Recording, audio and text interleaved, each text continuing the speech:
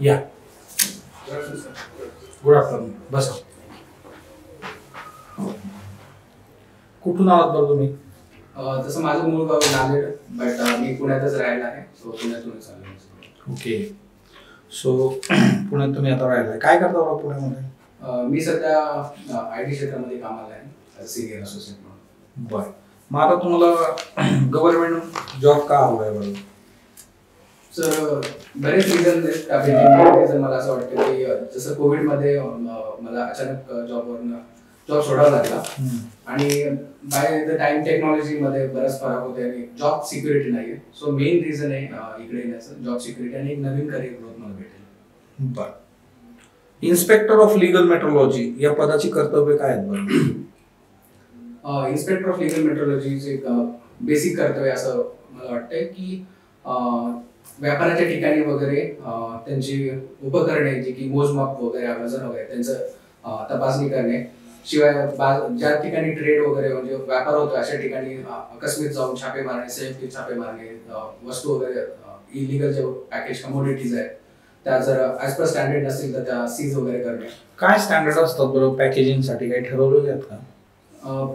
Packaging करताना काय गोष्टी लक्षात घेतल्या? पॅकेजिंग कमोडिटी म्हणजे अशा वस्तू ज्या बायर म्हणजे कंझ्युमर नाहीयेत तरी पण त्या प्रेझेंट आहेत विकण्यासाठी विथ सम लिमिटेड क्वांटिटी, अशा वस्तूला आपण पॅकेज कमोडिटी म्हणतो ॲज पर ॲक्ट. आणि त्यांचे स्टँडर्ड असे आहेत की त्याच्यावरती मॅन्युफॅक्चरिंग डिटेल्स, त्याच्यानंतर कुणाला कंप्लेंट जर करायचे असेल तर ते डिटेल्स, मॅन्युफॅक्चरिंग डेट, ह्या सगळ्या डिटेल्स असणं गरजेचे. बरं. तुम्ही प्रोडक्शन इंजिनिअरिंग मध्ये तुमचं ग्रॅज्युएशन केलेलं आहे? हो सर. प्रोडक्शन आणि मेट्रोलॉजी याचा फार जवळचा संबंध आहे. हो सर. ओके. आजच्या डेटमध्ये बऱ्याच ठिकाणी लोकांना जे आहे फसवलं जातं वेट मेजर्स मध्ये जे आहे, तसा अनुभव तुम्हाला कधी आलेला आहे का? असं एवढा प्रॅक्टिकली अनुभव मला प्रत्यक्षात नाहीये, बट मी असं बघितलंय बऱ्याच ठिकाणी गावाकडे वगैरे जेव्हा माप वगैरे एक्झॅक्ट नसतात तेव्हा त्या मापाचे धान्य असतील किंवा दुसरी एखादी वस्तू असेल जसं की एखादा दगडाचा तुकडा वगैरे त्या पण यूज केल्या जातात, विच इज ऍक्च्युअली इलिगल. मग आपण नागरिकांमध्ये या संबंधीची अवेअरनेस कशी निर्माण करायची बरं? नागरिकांमध्ये सर आपण OLM चे मेंबर्स आहेत. सो आपल्याकडे स्टँडर्ड असलेलेच किंवा सर्टिफाईड असलेलेच वजन माप यूज करणं आपल्याला कंपल्सरी आहे. सो मग आपण नागरिकांना तसं सांगू शकतो की आपण जोपर्यंत स्टँडर्ड किंवा सर्टिफाईड वस्तू वाटत नाही तुम्हाला वजन माप वगैरे, तोपर्यंत आपण ते परचेस नाही करायला पाहिजे वगैरे, असं आपण बेसिक एक प्रोग्राम ठेवू शकतो. आता जर याच्यामध्ये मार्केटमध्ये सेलरची मोनोपॉली असेल, तुम्ही जर सांगितलं नागरिकांना की तुम्ही परचेस करू नका, योग्य नसेल वजन माप, पण जर सेलरचीच मोनोपॉली असेल तर मग नागरिक काय करतील बरं? त्यांना आपण सांगू शकतो की सर काय उपाय आहेत, ते कुठे कंप्लेंट वगैरे करू शकतात, सो दॅट मग आपण त्यांना तसं अकॉर्डिंगली ऍक्शन घेऊ शकतो. कुठं करता येतं बरं complaint? Sir 2 toll free number आहेत, 1915, तिथे पण कंप्लेंट करू शकतात किंवा जे रिजनल ऑफिस आहे तिथे पण कंप्लेंट करू शकतात. बरं. सर आंतरराष्ट्रीय स्तरावरती कोणती संस्था आहे बरं मेट्रोलॉजीसाठी? इंटरनॅशनल ऑफ लीगल मेट्रोलॉजी, जी की पॅरिसमध्ये आहे. ओके. काय गाईडलाईन्स आहेत बरं त्यांच्या मेजर? गाईडलाईन्स त्यांचं म्हणजे त्यांचा ऑब्जेक्टिव्ह किंवा रिस्पॉन्सिबिलिटीज अशा आहेत की युनिव्हर्सली स्टँडर्ड्स असले पाहिजे, युनिव्हर्सल ट्रेड आहे ना तो कॉमन झाला पाहिजे, इंटरप्शन असलं नाही पाहिजे, किंवा जे काही गोष्टी आपण ट्रेड करतो त्या एक्झॅक्ट सगळ्यांना पण कळतील आणि सगळ्यांच्या पण इकॉनॉमीला फरक पडणार ना. अशा कोणकोणते कायदे आहेत इंडियामध्ये मेट्रोलॉजीसाठी?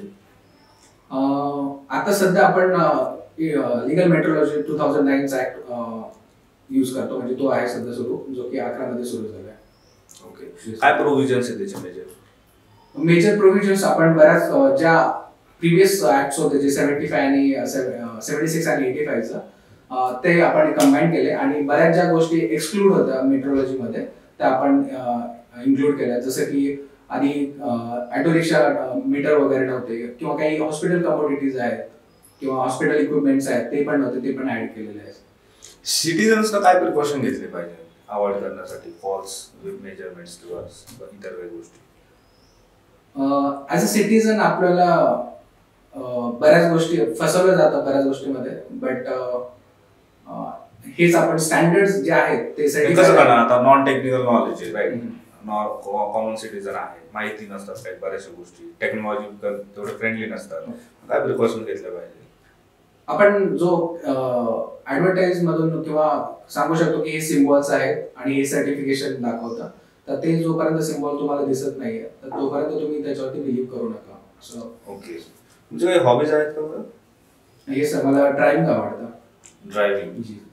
ओके, कोणत्या व्हेकल्सची ड्रायव्हिंग करता तुम्ही लाईव्ह? 2 wheeler 4 wheeler. ओके, मला सांगा ड्रायव्हिंग रिलेटेड ऑलिम्पिक मध्ये कुठला स्पोर्ट आहे का? Sorry sir. बरं, काय काम करतो डिपार्टमेंट ऑफ कन्झ्युमर अफेअर्स?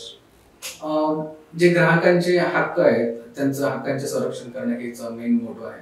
जसे की आपला असा लोगोच आहे किंवा आपण त्यांना असं म्हणू की exact, no less no more but exact. म्हणजे आपण जे काही ट्रेड करतोय तो कमी पण नकोय जास्त पण नकोय, तो एक्झॅक्ट असला पाहिजे. आपण त्याचं प्रोटेक्शन करतोय. बर, कॉन्स्टिट्युशनल प्रोव्हिजन्स काय आहेत बरं मेट्रोलॉजी संबंधी? युनियन लिस्ट मध्ये एंट्री आहे 50ची, एंट्री नंबर 50 युनियन लिस्ट मध्ये येतात की ज्यामध्ये आपण एन्फोर्समेंट सोडून त्या गोष्टी आहेत. आणि कॉन्करंट लिस्ट मध्ये एंट्री नंबर 33 मध्ये स्टेटला ते राईट्स आहेत एन्फोर्समेंट सोडून बाकी करायचं. बर, Indian institute of legal metrology जी आहे तिचं काय कार्य आहे बरं? Indian institute of legal metrology जी रांची इथे आहे त्याचं बेसिक वर्क असं मला वाटतं की मेट्रोलॉजी रिलेटेड जे ऑफिसर्स पडणार किंवा त्यांचे स्टँडर्ड तिथे आहेत, शिवाय ट्रेनिंग हा मेन पर्पज आहे. बरं, ठीक आहे, चालेल, येऊ शकता तुम्ही. Best of luck. Thank you sir. Thank you sir.